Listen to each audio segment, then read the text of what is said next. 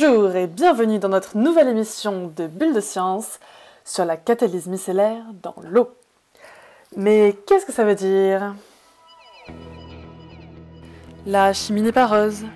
Pour faire de la chimie organique, nous avons besoin de solvants souvent polluants et cancérigènes, ainsi que de métaux lourds tels que le platine, le palladium, le ruthénium, servant à catalyser les réactions.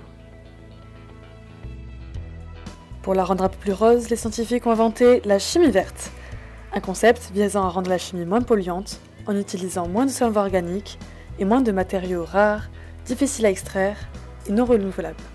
C'est dans cette optique que des scientifiques, parmi lesquels se trouve Bruce Lipschutz, ont travaillé à développer une nouvelle méthode pour les réactions de couplage, c'est-à-dire des réactions catalysées liant deux carbones entre eux, en utilisant comme solvant l'eau au lieu des solvants organiques habituels. Mais par quels moyens ? Il existe un certain type de molécules appelées tensioactifs qui comportent une tête hydrophile, c'est-à-dire soluble dans l'eau, et une queue hydrophobe, c'est-à-dire soluble dans les milieux organiques. Lorsqu'on les plonge dans l'eau, ces molécules vont former des petites boules appelées des micelles, qui vont être solubles dans l'eau, mais l'intérieur rassemble toutes les queues hydrophobes, donc cela crée une sorte de petit milieu organique. Et c'est en réalité ainsi que fonctionne le savon, qui va récupérer toutes les particules de graisse ou de saleté et les dissout à l'intérieur de la micelle. Donc au lieu d'être dispersés, en catalyse micellaire, les réactifs sont concentrés, ce qui réduit fortement le volume de solvant utilisé, ainsi que l'énergie nécessaire pour chauffer, car les réactifs ont plus de chances de se rencontrer. Cette catalyse micellaire est facile à mettre en place, car les réactifs migrent d'eux-mêmes dans les micelles. Ensuite, pour récupérer le produit, il suffit d'extraire en ajoutant un petit volume de solvant organique. Pour former ces micelles, on a donc besoin d'un tensioactif adéquat. L'équipe de Bruce Lipschutz a justement mis en évidence le TPJS 750M et montré qu'il était très efficace pour réaliser des réactions de catalyse dans des micelles. Le TPJS est composé d'une partie hydrophobe, l'alpha-tocophérol, ou vitamine E, et d'une partie hydrophile, une chaîne de polyéthylène glycol, dite PEG. La longueur de cette chaîne peut varier, et l'équipe de Lipschutz a montré que les rendements de synthèse étaient optimaux pour le PEG de masse molaire 750, soit environ 15 monomères. En plus de parvenir à des rendements similaires à ceux des réactions classiques dans des solvants organiques, leur méthode permet de travailler à température ambiante. Très intéressés par ces résultats prometteurs, nous avons voulu ajouter notre pierre à l'édifice de la chimie verte.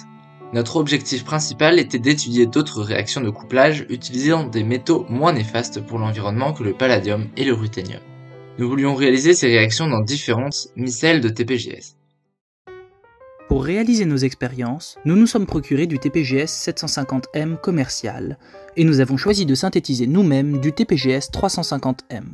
La synthèse du TPJS se fait en deux étapes. Le réactif de départ est la vitamine E ou alpha-tocophérol. La première étape consiste à fonctionnaliser sa fonction alcool pour pouvoir y greffer dans un second temps la chaîne PEG de longueur choisie. À l'issue de la première étape de notre synthèse, nous avons dû isoler et purifier le produit 1 par chromatographie sur colonne de silice. Après le passage dans la colonne, nous avons dû identifier les tubes contenant le produit. Pour cela, nous avons réalisé des chromatographies sur couche mince, ou CCM, des CCM, des CCM, des CCM, et encore des CCM. La première étape s'est finalement achevée avec un rendement de 49,7%. Nous avons ensuite réalisé la deuxième étape. Cette manipulation se fait dans un appareil de Dean Stark au reflux pendant 5 heures pour déplacer l'équilibre de la réaction vers la formation de l'ester en piégeant l'eau formée. Nous avons finalement obtenu un rendement de 84% sur cette deuxième étape, ce qui donne un rendement global de 41,7%. Nous avons donc synthétisé du TPJS 350M. Par diffusion dynamique de la lumière, nous avons pu déterminer le diamètre des micelles formées. Pour le TPJS 750M commercial, nous avons observé un diamètre moyen d'environ 36 nanomètres, ce qui est en accord avec la littérature au vu des incertitudes de mesure. Nous avons ensuite mesuré le diamètre des micelles du TPJS 350M. Comme attendu, les micelles se révèlent plus grosses, étant donné que la partie hydrophile est plus courte. Nous disposions finalement, pour nos expériences, de TPJS formant des micelles de deux tailles très différentes. Notre objectif principal était de tester des réactions catalysées par des métaux moins nocifs pour l'environnement que ceux classiquement utilisés. Ces réactions n'avaient jamais été testées dans des micelles de tensioactifs auparavant, il nous fallait d'abord tenter des synthèses documentées qui fonctionnent dans des micelles. Nous avons d'abord réalisé dans des micelles de TPJS 750M et 350M une métathèse de fermeture de cycle catalysée au ruthénium, puis un couplage de Heck catalysé au palladium. Les deux réactions ont eu lieu avec succès pour les deux TPJS. On note pour le couplage de Heck un meilleur taux de conversion pour le TPJS 350M que pour le 750. Puisque nous arrivions à réaliser des réactions classiques dans des micelles, il était maintenant temps d'en tester une inédite, catalysée par un métal moins polluant. Nous avons choisi la réaction de Borroad-Hartwig qui consiste en un couplage entre un halogéniure d'aryl, la molécule de gauche, et une amine à droite. Cette réaction, d'ordinaire catalysée au palladium, peut également être catalysée au cuivre. Nous avons réalisé 3 synthèses, 2 tests dans des micelles de TPJS et une témoin dans le toluène. Le produit attendu a été formé dans les 3 milieux réactionnels en quantité similaire, mais le taux de conversion, difficilement quantifiable, était autour de 4%. Pour améliorer le rendement, il faudrait réitérer et optimiser cette synthèse. Comme le produit a bien été formé dans les micelles, on a déjà une preuve de concept, cette synthèse peut se faire dans des micelles.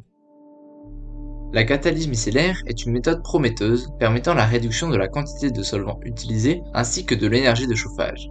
Nous avons ici montré que l'on peut aussi bien effectuer dans des micelles des réactions de couplage classiques, catalysées avec des métaux lourds, que certaines réactions catalysées avec des métaux moins polluants et plus abondants comme le cuivre. Il est essentiel pour poursuivre sur cette voie de tester d'autres réactions en catalyse micellaire.